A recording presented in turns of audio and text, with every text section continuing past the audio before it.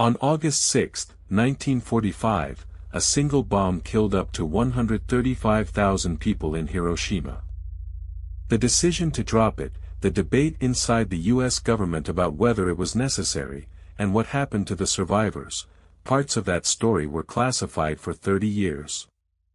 As you consider the magnitude of this event, ask yourself, what would have happened if the Japanese government had successfully surrendered through the Soviet Union, as they were attempting to do in July 1945, with Emperor Hirohito sending a message to Joseph Stalin on July 12, 1945, expressing his desire to end the war.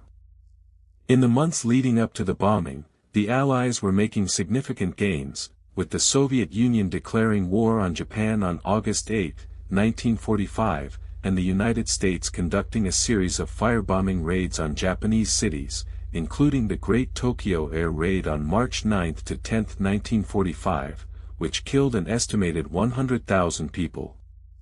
The Potsdam Declaration, issued on July 26, 1945, by the leaders of the United States, Great Britain, and the Soviet Union, called for Japan's unconditional surrender, but the Japanese government, led by Prime Minister Kentaro Suzuki, refused to accept the terms, leading to a deadlock in negotiations.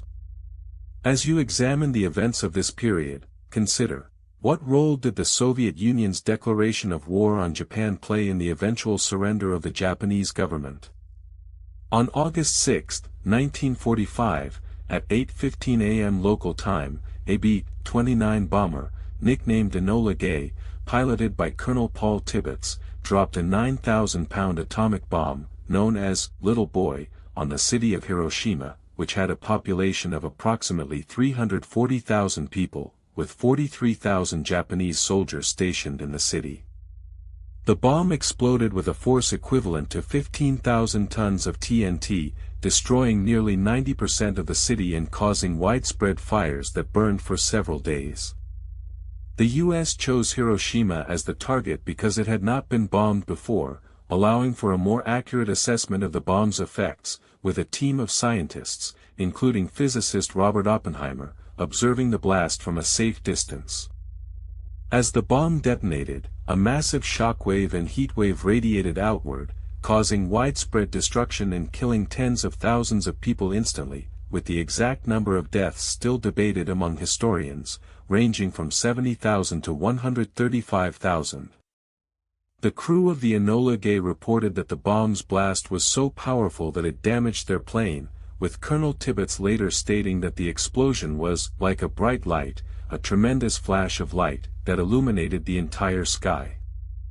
As you reflect on the sheer scale of destruction, ask yourself, how did the U.S. government justify the use of such a devastating weapon on a civilian population?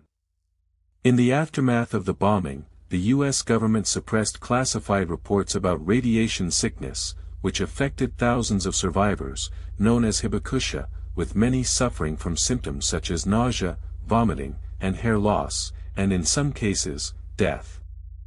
The first report on radiation sickness was written by Lieutenant Colonel Charles Levy on August 10, 1945, but it was not declassified until 1975, 30 years after the bombing.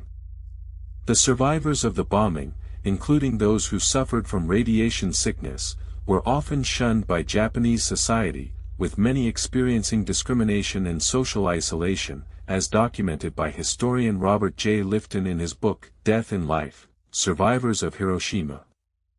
As you consider the long-term effects of the bombing, ask yourself, what responsibility do governments have to provide care and support to victims of war, including those affected by radiation sickness? As you reflect on the story of Hiroshima, remember that the bombing of the city on August 6, 1945, marked a turning point in human history, highlighting the devastating consequences of nuclear warfare and the importance of working towards peace and disarmament, as emphasized by the Hiroshima Peace Memorial Museum, which was established in 1955 to commemorate the victims of the bombing and promote international peace.